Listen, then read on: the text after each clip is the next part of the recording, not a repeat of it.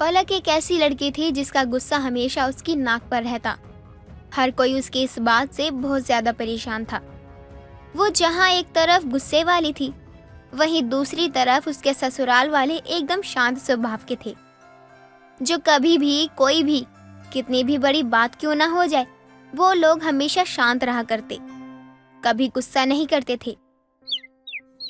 माँ जी, एक बात बताइए, जब आपको पता है कि मुझे बिन एसी के नींद नहीं आती है, तो आप मेरे रूम की एसी क्यों बंद कर देती हैं? सुबह उठते ही दिमाग खराब हो जाता है और कुछ नहीं। भाभी, आप ये 2 सींग वाली बहू कहाँ से पकड़ कर लाई? जब देखो जब आग बबूला होती रहती है, कभी शांत नहीं रहती। सिंह? कहाँ है सिंह? मेरे सर पर कोई सिंह नहीं है। क्या बोल रही हैं बुआ जी आप? लो, बस यही देखना बाकी रह गया था। ये तो सच में अपने सर पे देखने लगी। ऐसा लग रहा है कि सच में इसके सर पे सींग है। बुआ जी, अभी आपने तो कहा कि मेरे सर पर सींग है, तभी तो मैंने देखा, लेकिन मुझे तो कहीं भी सींग नहीं दिखी। पागल लड़की, तू कोई गाय या बैल थोड़ी है जो सच में सींग निकल आएगी।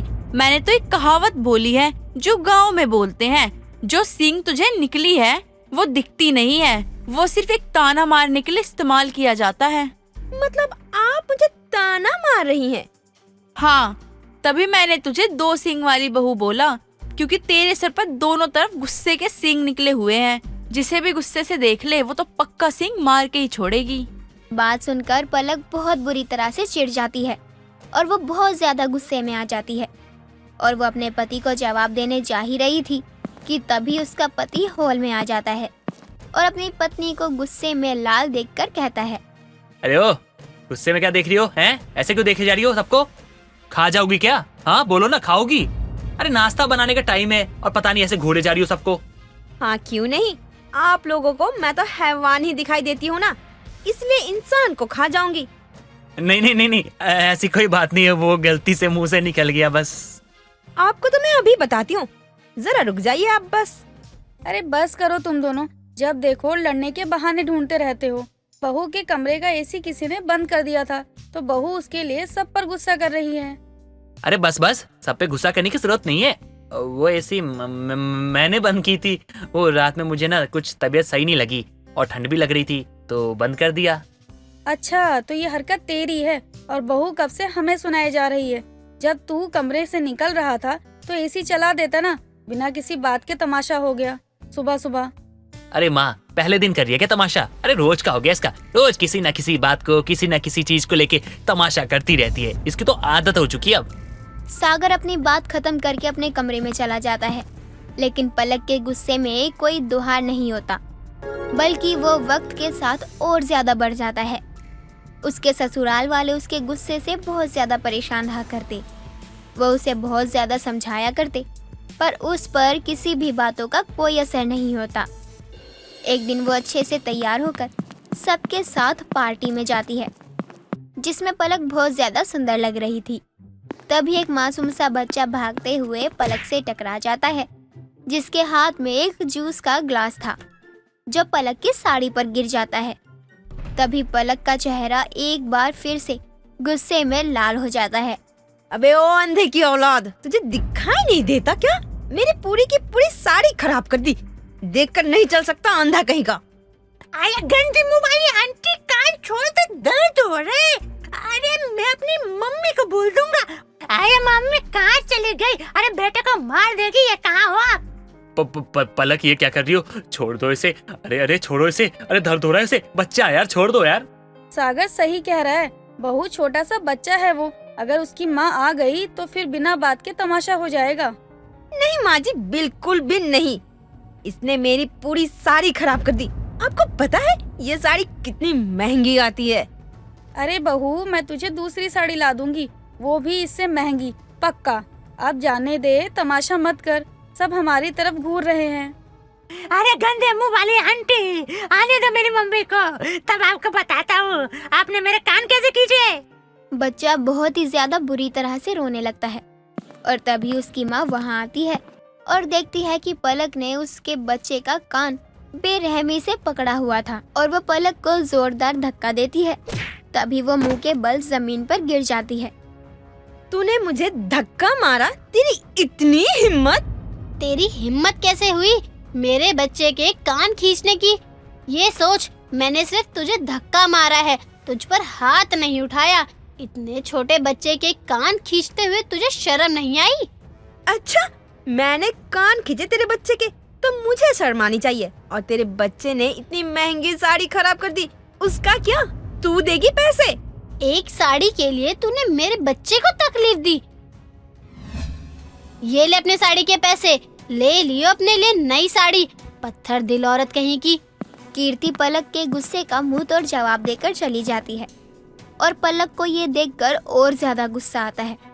और वह जैसे ही कीर्ति को जवाब देने जाने लगती है, तभी सागर उसे रोक लेता है और गुस्से भरी आवाज में उससे कहता है, अरे बंद कर दो तमाशा, घर चलो आप चुपचाप से। मैं यहाँ आप लोगों के साथ आया था, सोचा था इज्जत बनेगी, लेकिन नहीं, यहाँ तो मेरी इज्जत बर्बाद कर दी मेरी पत्नी ने। अब घर चलो, अब चलो ना घर, क्या मुंह देख रहे हो?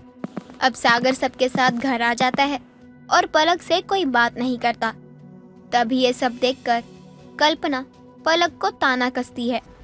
भाभी, आप मानो या ना मानो, लेकिन ये 2 सींग वाली बहू आपकी पूरे मोहल्ले में एक दिन नाक कटवा के रहेगी। अपने गुस्से के चलते ये सबको अपना दुश्मन बना देगी। बात करना तो दूर, कोई आपकी तरफ देखेगा भी नहीं। कल्पना, आज के लिए बहुत सुना लिया है तूने और बहुत तमाशा भी कर लिया है। अब कुछ भी मत बोलो और सभी जाओ अपने कमरे में। हाँ हाँ, जाओ, आपकी ही बहू है, आपको ही रहना है इसके साथ, मुझे थोड़ी ना रहना है, चाहे गुस्से वाली हो चाहे जैसी हो। कल्पना अपने दिल की भड़ास निकाल कर वहाँ से चली जाती है, जिसके बाद इस तमाशे को देखकर सब अपने अपने कमरों में चले जाते हैं। कुछ दिन गुजर जाते हैं और एक दिन पलक बहुत सारे पैसे एक आदमी को दे रही थी। तभी सागर वहाँ आता है और उसे देखकर आदमी वहाँ से भाग जाता है। एक बात पूछूं तुमसे, कि हमारे घर के पीछे रहने वाला लड़का जो कार ठीक करता है, ये वही है ना? हाँ, ये वही है। आपका दिमाग तो बहुत तेज है, एक बार में ही पहचान गए। हाँ वो सब तो ठीक है, लेकिन कर क्या रहा था यहाँ पर, और तुम्हें क्या काम था इससे? अरे कोई खास काम नहीं था इसे। मैंने इसे 2 लाख रुपए दिए थे डबल करने के लिए, वो भी 2 महीने में। अरे पागल वागल हो गई हो क्या? अरे पूछ तो लेती मुझसे, इतनी बड़ी रकम उसे दे दी। अरे बीवी हो मेरी, दुश्मन थोड़ी हो, एक बार तो पूछ सकती थी। हरकतें तो आपकी दुश्मनों वाली है। और अभी आपने क्या कहा? मैं गुस्सा करती हूँ? मतलब मैं गुस्सा करती हूँ? और भी बहुत कमियां हैं मुझ में। बताइए ना, अब और कौन सी कमियां हैं मुझ में? तो तुमको क्या लगता है तुम गुस्से में ये सब बोलोगी और अपनी बात छुपा लोगी? नहीं, बिल्कुल नहीं, ऐसा नहीं हो सकता। मैं तुमसे नहीं डरता, मतलब डरता हूँ लेकिन थोड़ा बहुत डरता हूँ यार। मुझे तो लगता था तुम सिर्फ गुस्सा करती हो, लेकिन तुम इतनी बड़ी पागलपंती भी कर सकती हो। अरे यार सोचती तो एक बार। मैंने जो भी किया है ना, सब सही किया है। आपको उससे कोई मतलब नहीं होना चाहिए। सही भाई कुछ नहीं किया है, जाओ वापस पैसे लेकर आओ, बैंक में जमा करवा लेंगे, आगे काम आएगा। नहीं, मैं कहीं नहीं जाऊंगी, समझे आप? ये मेरे पैसे हैं, मैं चाहे जो करूं, आपको मेरे पैसे से कोई मतलब नहीं होने चाहिए। पलक अभी भी गुस्से में अपने पति को जवाब देकर वहाँ से चली जाती है। सागर को उसका बर्ताव बहुत ज्यादा अजीब लगता है। तभी एक दिन पलक जब हॉल में टीवी देख रही थी, तभी उसकी पड़ोसन कंचन रोते हुए वहाँ आती है। हाय हाय आरती बहन, मैं तो बर्बाद हो गई। वो लड़का मुझे लूट ले गया, अब क्या होगा मेरा? मैं तो मर ही जाऊंगी। ऐसा क्या हो गया तुम्हारे साथ कंचन बहन, जो ऐसे निराशाजनक बातें कर रही हो तुम? आरती बहन, जो हमारी गली के पीछे कार रिपेयरिंग की शॉप है ना, वहाँ एक लड़का बैठता है। उसने मुझे पैसे डबल करने का बोलकर 3 लाख रुपए ले गया। आज जब मैं पैसे लेने गई तो पता चला वो शॉप बेचकर ही भाग गया। क्या? नहीं, ऐसा तो नहीं हो सकता। वो ऐसे कैसे भाग सकता है? नहीं, ये ऐसा नहीं हो सकता। क्यों नहीं भाग सकता है बहू? आजकल लोगों का क्या भरोसा होता है? पैसे के मामले में तो बिल्कुल भरोसा करने लायक नहीं है। लेकिन तू इतनी परेशान क्यों हो रही है? माँ जी, माँ ये क्या, हम भी परेशान होंगे। अरे पता है आपको, इसने उस लड़के को 2 लाख रुपए दिए थे और कहा था डबल कर दो। मैंने मना किया था लेकिन नहीं मानी। माँ आपको याद है दादाजी कहा करते थे ना, विनाशकारी विपरीत बुद्धि, वही हुआ इसके साथ। पलक अपने गुस्से के कारण अपना बहुत ज्यादा नुकसान करवा लेती है, जिसका अफसोस उसको बहुत ज्यादा होता है। जिसके बाद वो ये कोशिश करती है कि वो अब गुस्सा नहीं करेगी और अपने गुस्से पर काबू रखेगी। सूरज बहुत ही गरीब परिवार से था, जो कि अपनी छोटी बहन गीता और माँ मिताली के साथ रहता था। वो बच्चों को ट्यूशन देकर अपना घर चलाता। एक दिन शाम को जब वो घर लौट कर आता है, तभी उसकी बहन गीता उसके पास आती है। भैया आप आ गए? मैं कब से आपका इंतजार कर रही थी। अच्छा हुआ कि आप जल्दी आ गए। क्या हुआ गीता, तुम्हें मुझसे कोई काम था क्या, जो तुम मेरा इंतजार कर रही थी? हाँ भैया काम तो था। अब इसे काम बोलो या मेरी फरमाइश, लेकिन मुझे ये चीज चाहिए। पहले चीज का नाम तो बताओ कि तुम्हें चाहिए क्या। अगर मेरे हद में होगा तो मैं तुम्हें कभी मना नहीं करूँगा। बोलो तुम्हें क्या चाहिए। भैया मुझे अपने घर में बिरयानी दावत देनी है राखी पर। ये तुम क्या कह रही हो गीता, गरीब के घर में बिरयानी की दावत, किस खुशी में? मुझे पता था आप भूल जाएंगे। अब क्या भूल गया मैं गीता, साफ साफ बताओ। पहले आप वादा करो कि आप हमारे घर पर बिरयानी की दावत रखेंगे। जो चीज पॉसिबल ही ना हो उस चीज का मैं वादा नहीं कर सकता हूँ। ठीक है, फिर मुझे आपसे कुछ कहना ही नहीं है। गीता इतना कहकर सूरज को बिना पूरी बात बताए वहाँ से चली जाती है और सूरज अपने सर पर हाथ रखकर बैठ जाता है। कुछ देर बाद उसकी माँ मिताली बाजार से सब्जियाँ लेकर घर आती है और सूरज को सर पकड़े बैठे देखकर डर जाती है। क्या हुआ बेटा, तू ठीक तो है? ऐसे सर पकड़कर क्यों बैठा हुआ है? कुछ नहीं माँ, आपके घर में आपकी एक पागल लड़की है, उसी ने मेरे सर में दर्द कर रखा है, और कुछ नहीं है। पता नहीं क्या हो गया है उसे। जब से आया हूँ तब से एक बात ही लेकर मेरे पीछे पड़ गई है।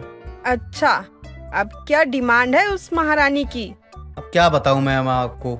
मैडम की डिमांड है कि उन्हें अपने घर में बिरयानी की दावत देनी है, जैसे कि हम बहुत अमीर हों, हमारे पास कोई पैसों का पेड़ लगा हो, जहाँ से हम पैसे तोड़कर घर में बिरयानी की दावत रख दें। बेटा इसमें उसकी गलती नहीं है, शायद तू भूल गया है, लेकिन उसके पिछले जन्मदिन पर तूने उसे बोला था कि उसे अगले जन्मदिन पर तू घर में बिरयानी दावत रखेगा। वो वही बोल रही होगी। अरे हाँ माँ, मैं तो भूल ही गया था। मैंने बेवजह उसको इतना सब कुछ सुना डाला। इसमें उसकी क्या गलती है? वो तो मुझे वही याद दिला रही थी जो मैंने ही उसे कहा था। लेकिन बेटा इसमें गलती तेरी भी तो नहीं है। हम गरीब लोगों के लिए बिरयानी दावत बहुत बड़ी बात है। ये चीज हमारी औकात से बाहर है। पर कुछ तो करना ही पड़ेगा ना माँ। मैं एक बार गीता से बात करके आता हूँ। बेचारी को बेवजह ही गुस्सा दिला दिया मैंने। सूरज इतना कहकर गीता के कमरे में जाता है और उसके आगे कान पकड़कर खड़ा हो जाता है। सॉरी गीता, मुझे नहीं पता था कि तुम्हारा बर्थडे आने वाला है। इतना काम होता है, उसी चक्कर में सब कुछ भूल गया। अपने भाई को माफ कर दो प्लीज। रहने दो भैया, आपको सॉरी बोलने की जरूरत नहीं है। हर बार मेरा बर्थडे सबको याद रहे, ये जरूरी तो नहीं है ना। देख मैं अपनी गलती मान रहा हूँ, अब इसमें इतना मुंह फुलाने की कोई जरूरत नहीं है। माफ कर दे मुझे। और बता क्या कह रही थी तू? तू जो बोलेगी वैसा ही होगा बिल्कुल। पक्का? आप झूठ तो नहीं बोल रहे हो ना? नहीं मेरी प्यारी बहना, मैं तुझे झूठ नहीं बोल रहा हूँ। तुझे जो कहना है बोल। भैया इस बार राखी और मेरा जन्मदिन दोनों एक साथ ही एक ही डेट पर पड़ रहा है, इसलिए मैं चाहती हूँ कि उस दिन हमारे घर बिरयानी की दावत हो। थोड़ी रहीसी तो दिखनी चाहिए ना उस दावत में। मेरी सभी सहेलियाँ भी आएंगी। ठीक है, मैं देखता हूँ, कोशिश करूंगा तेरी इस विश को पूरी तरह से पूरी करने की। सूरज इतना कहकर वहाँ से चला जाता है। दिन बीतते हैं और बीतते दिन के साथ राजू की बेचैनी भी बढ़ती जाती है, क्योंकि उसे अपनी बहन की बिरयानी दावत की डिमांड पूरी करनी थी। ऐसे ही कुछ दिन और बीतते हैं और वो अपनी ट्यूशन की फीस लेने के लिए अपने स्टूडेंट के घर जाता है और उसके पिता राजन से बोलता है, देखिए आप पिछले 3 महीने से अपने बच्चों की फीस नहीं दे रहे हैं। आज मैं बिना फीस लिए नहीं जाऊंगा। ए लड़के, तेरी इतनी हिम्मत हुई, तू मुझसे पैसे मांगेगा, वो भी ऊंची आवाज में? जा, नहीं देता तेरे पैसे, क्या कर लेगा बे तू? ये क्या दादागिरी है? मैं आपसे उधार नहीं मांग रहा हूँ, बल्कि अपनी मेहनत की कमाई मांग रहा हूँ, और उसे तो मैं लेकर ही जाऊंगा। मैं और इंतजार नहीं कर सकता हूँ। मैंने तुझे कहा है ना, मैं अपने बेटे के पेपर के बाद तुझे पैसे दूंगा, अभी नहीं दूंगा मैं। तुझे मेरी बात समझ में नहीं आती है क्या? नहीं, मुझे मेरी फीस आज ही चाहिए। मुझे पता है पेपर खत्म होने के बाद आपका काम निकल जाएगा, उसके बाद आप फीस देने नहीं आएंगे। फीस दे दीजिए वरना मैं आपके बेटे को नहीं पढ़ाऊंगा। तेरी जुबान ना बहुत चलती है। अब तो मैं तुझे 1 रुपया नहीं दूंगा, देखता हूँ क्या कर लेगा तू। और मैं बिना पैसे लिए यहाँ से नहीं जाऊंगा। तभी राजन अपने गुंडों को बुलवाकर सूरज को बहुत पिटवाता है और उसे उठवाकर घर से बाहर फेंकवा देता है। जैसे तैसे करके सूरज जख्मी हालत में अपने घर पहुंचता है और उसे जख्मी हालत में देखकर उसकी बहन और माँ दोनों रोने लगती हैं। ये क्या हो गया? कुछ नहीं माँ, आप शांत हो जाइए। परेशान मत होइए। तेरा दिमाग तो ठीक है, तुझे इतनी चोट लगी है, तेरा इतना खून निकल रहा है और तू बोल रहा है कि मैं शांत रहूं? अरे माँ, थोड़ी सी तो चोट लगी है, ठीक हो जाएगा। आप लोग रोना बंद कीजिए। लेकिन पहले आप सच बताइए भैया कि आपको इतनी चोट कैसे लगी। वो मैं अपने एक स्टूडेंट के घर गया था फीस मांगने के लिए। उसका बाप थोड़ा गुंडे टाइप का था। वो पिछले 3 महीने से मेरी फीस नहीं दे रहा था। जब मैंने उससे फीस मांगी तो उसने फीस देने की जगह अपने गुंडे को बुलवाकर मुझे पिटवा दिया। पता नहीं ये अमीर लोग क्या समझते हैं अपने आप को। बेटा, मैंने तुझे कितनी बार बोला है कि ऐसे लोगों के चक्कर में मत पड़ा कर, लेकिन तू मेरी एक नहीं सुनता है। कल को तुझे कुछ हो गया तो मैं क्या करूंगी? माँ, आप चिंता मत करिए, कुछ नहीं होगा। मैं किसी के चक्कर में नहीं पड़ रहा हूँ। मैं तो बस अपनी मेहनत की कमाई लेने गया था। अपने भाई को इतनी तकलीफ में देखकर और अपनी माँ को इतना दुखी देखकर गीता बहुत परेशान हो जाती है। भैया, आपको आज ही उनके घर जाने की जरूरत थी। जब आप इतने दिन रुक सकते हो तो कुछ दिन और रुक जाते। गीता, अगर मैं कुछ दिन और रुक जाता तो मैं अपनी बहन के घर में बिरयानी की दावत की डिमांड पूरी जरूर कर देता। वो तो अभी भी नहीं होगा भैया। कौन सा उसने आपको पैसे दे दिए? आज नहीं दिए तो कल जाऊंगा, कल नहीं तो परसों जाऊंगा। जब तक पैसे नहीं देगा तब तक जाता रहूंगा, क्योंकि एक ही जगह है जहाँ से पैसे मिलने के बाद हम गरीब के घर में बिरयानी की दावत पूरी हो सकती है। नहीं भैया, आपको इतनी तकलीफ देकर मुझे अपनी कोई इच्छा पूरी नहीं करवानी। मुझे किसी को कोई दावत नहीं देनी है। आपको मेरी कसम है, आज के बाद आप वहाँ नहीं जाएंगे। गीता इतना कहकर डॉक्टर के पास जाती है और उन्हें अपने घर लाकर अपने भाई का इलाज करवाती है। उस दिन के बाद से बिरयानी दावत का नाम तक नहीं लेती। लेकिन जैसे जैसे दिन बीतते हैं, सूरज की बेचैनी बढ़ती जा रही थी। वो अपने घर में बिरयानी दावत कैसे दी? जहाँ से पैसे आने की उम्मीद थी, वहाँ से आने की अब कोई भी कसर नहीं थी। समय बीतता है और राखी का दिन आता है। साथ ही गीता का जन्मदिन भी था। वो सुबह सुबह ही आरती की थाली लेकर अपने भाई के पास आती है। भैया, आप जल्दी से अपना हाथ दीजिए, मुझे आपको राखी बांधनी है। नहीं, मैं तेरा बिल्कुल भी अच्छा भाई नहीं हूँ। मैं तेरी एक छोटी सी डिमांड भी पूरी नहीं कर पाया। मुझे राखी बंधवाने का कोई हक नहीं है। भैया, आप ये सब छोड़िए और जल्दी से राखी बंधवाइए। मुझे कहीं और भी जाना है। और कहाँ जाना है? यही पास में एक लड़के के घर। मैं हर साल उसे राखी बांधती हूँ। उसकी कोई बहन नहीं है ना, इसीलिए। अपनी बहन की बात सुनकर सूरज की आंखों में आंसू आ जाते हैं और अपने भाई को राखी बांधकर गीता उसी लड़के के घर जाती है जिसके पिता ने उसके भाई को मारा था। रुक जाओ बेटा, मैं आज खुद तुम्हारे साथ तुम्हारे घर चलूंगा और तुम्हारे घर वालों से मिलूंगा। उन महान लोगों से मैं भी तो मिलूं जिन्होंने तुम्हें अच्छे संस्कार दिए हैं कि मेरी लड़की ना होने के बाद भी तुमने मेरे बेटे को बहन की कमी महसूस नहीं होने दी। राजन इतना कहकर गीता के घर पहुंचता है, जहां वो सूरज को देखकर दंग रह जाता है। तभी गीता राजन को अपने भाई और माँ से मिलवाती है। उनसे मिलकर राजन को अपनी हरकत पर बहुत शर्मिंदगी महसूस होती है और वो सबको सच बताकर सूरज से माफी मांगता है और उसे उसकी मेहनत की सारी कमाई देकर वहाँ से चला जाता है। जिसके बाद सूरज बाजार जाकर बिरयानी का सामान लेकर घर आता है और अपने आसपास के लोगों को अपने घर में होने वाली बिरयानी की दावत देता है। थोड़ी देर में सभी लोग उसके घर आते हैं और उसके घर की बिरयानी खाकर उसकी बहुत तारीफ करते हैं और इस तरह से आखिर में गरीब के घर बिरयानी की दावत हो ही जाती है। भोली अपने नाम की तरह ही भोली थी। वो लोगों की बातों में ज्यादा जल्दी आ जाती थी।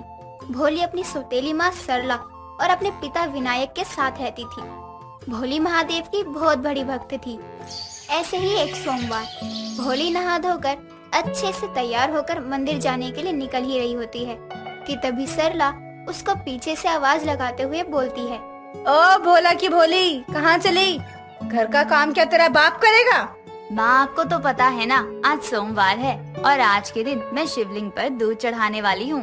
हा, घर में हमें दूध पीने को मिलता नहीं और तू उस काले पत्थर पर दूध चढ़ाने जा रही है।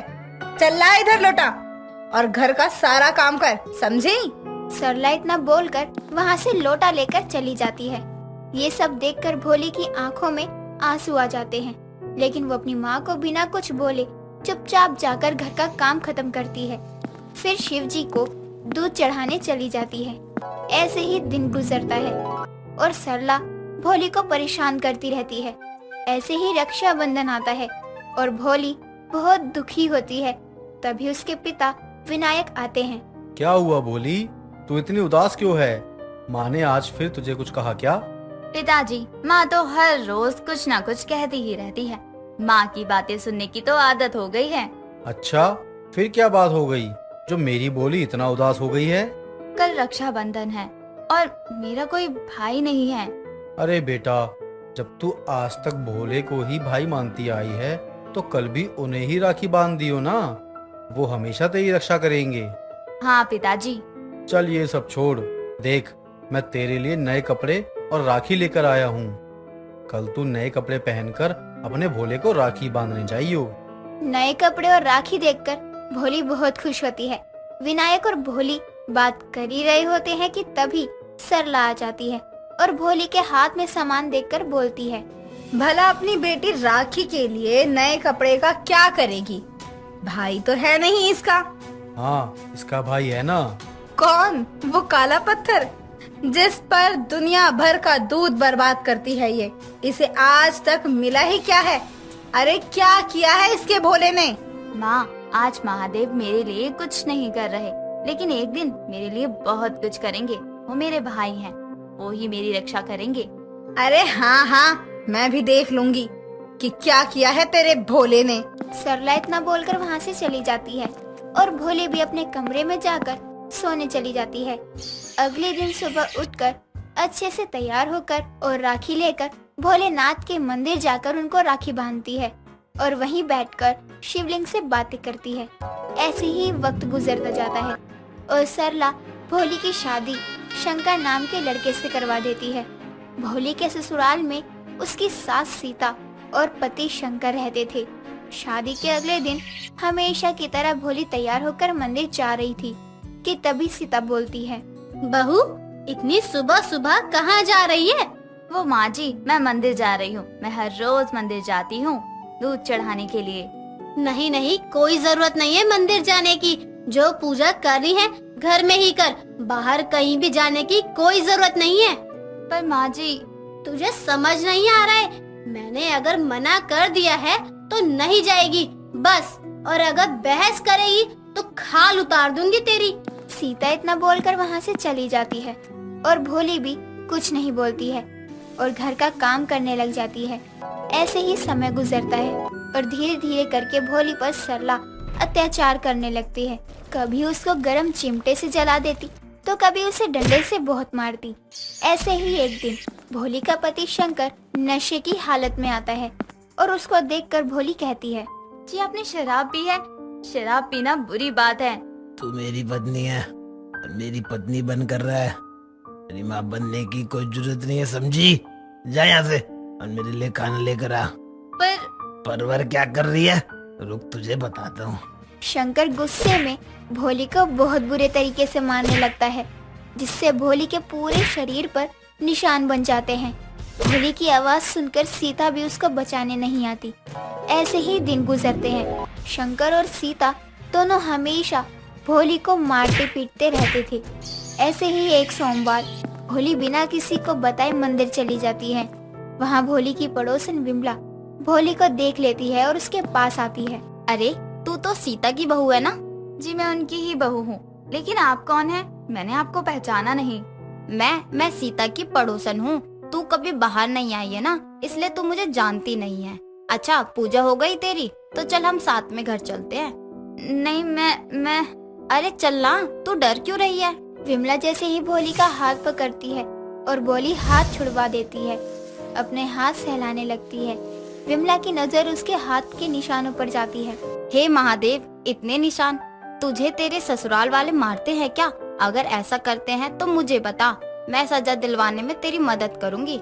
नहीं, उन लोगों ने मेरे साथ कुछ नहीं किया। ये सब निशान काम करते हुए लगे। आप मुझे जाने दीजिए। भोली इतना कहकर वहाँ से चली जाती है और विमला भगवान के आगे हाथ जोड़कर बोलती है, हे भोलेनाथ, ये कैसी लड़की है? इसका नाम भोली है और ये खुद भी इतनी भोली है। चुपचाप अत्याचार सह रही है। अब तो आप ही कुछ चमत्कार करो भगवान। इधर विमला भोली के लिए प्रार्थना कर रही होती है और उधर भोली अपने घर आ जाती है। सीता उसको मंदिर से आता देख लेती है और उसको घर के अंदर घुसने ही नहीं देती। थोड़ी देर बाद शंकर और सीता दोनों मिलकर भोली को घर से बाहर धक्का दे देते हैं और भोली जमीन पर गिरने ही वाली होती है। तभी भोला नाम का आदमी उसे संभालते हुए बोलता है, संभल के बहन, चोट लग सकती है आपको। आप लोग इनको घर से बाहर क्यों निकाल रहे हो? तुम हमसे पूछने वाले होते कौन हो? ये हमारी बहू है, हम जो चाहे वो करेंगे इसके साथ। मेरा नाम है भोला भंडारी। आप सभी लोग मुझे भोला कह सकते हो। मैं हूँ भोली का भाई। अब से मैं अपनी बहन भोली के साथ ही रहूंगा और उसकी रक्षा भी करूंगा। भाई? अरे इसका तो कोई भाई नहीं है, तू इसका भाई कैसे हो सकता है? ये मुझे रक्षाबंधन के दिन हमेशा राखी बांधती है, तो मैं हुआ ना इसका भाई। चलो बहन, घर के अंदर चलते हैं। भोला भोली को उठाकर घर के अंदर ले आता है। भोली भोला को पानी ला कर देती है।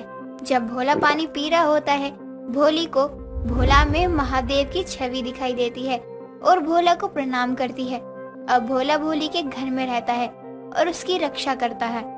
सीता और शंकर भोला के आने से बहुत परेशान हो जाते हैं। माँ, जब से ये भोला आया है मैं तो परेशान हो गया हूँ।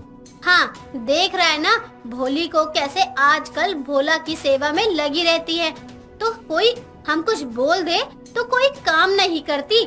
आज या तो भोला रहेगा या तो भोली, एक को तो जान से मार दूंगा।